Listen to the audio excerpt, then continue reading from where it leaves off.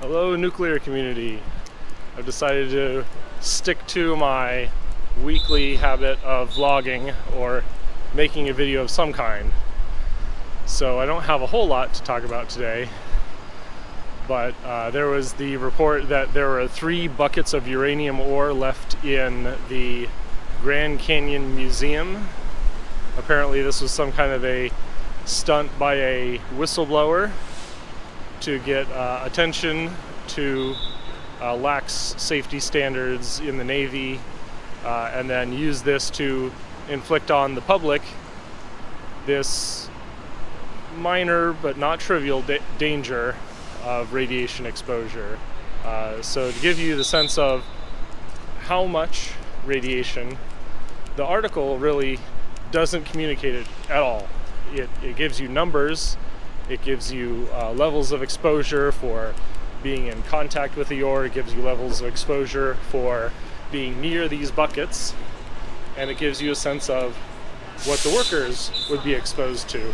I did some very, very crude numbers based on the conversion of 1 Roentgen, or rad equivalent, body dose, I think, to 0.01 sieverts.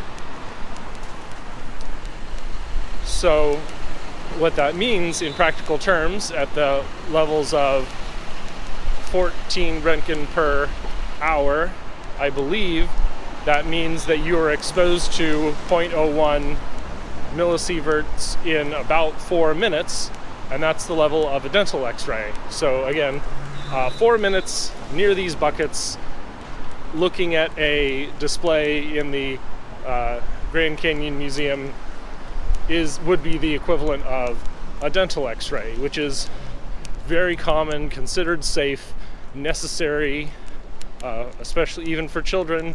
We need to protect our oral health, our dental health, in order to prevent long-term diseases like a heart attack.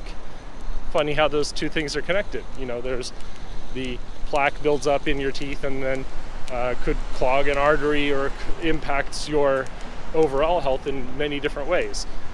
And so we say that for this chronic condition, you know, having teeth, being biological, frail biological organisms, we say that an exposure of 0.01 millisieverts, that's 10 microsieverts, is acceptable, is necessary for that preventative care to make sure that your oral health does not cascade down the line into your other biological systems and cause damage.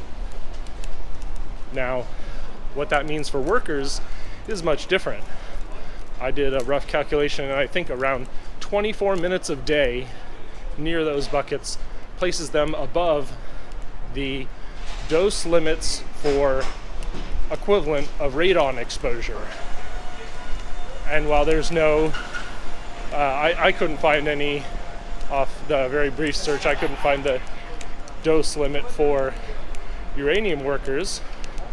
It's hopefully much lower because they have much more risk of higher exposures. And this is sort of the difference, is that the limits are set not because we know what the right level of exposures are. The limits are set because we know what the proportional risk of exposure and accidental overexposure far in excess of those limits might be. So when you see that the radon exposure of 20 millisieverts per year would put someone over their dose limit for working in a coal mine or working in the basement of a high school, you would say, well, that means there must be some harm, but that's not the reality. The reality is that this is the level at which we have chosen to enforce that radiation standard based on our best educated guess that this is the level at which we can detect and determine some protective measure must be taken so that damage will not occur. just like we need to check your teeth, we need to clean them, we need to make sure there's no cavities. And the reason for that is, at some level, bad oral health leads to a complication of many biological factors.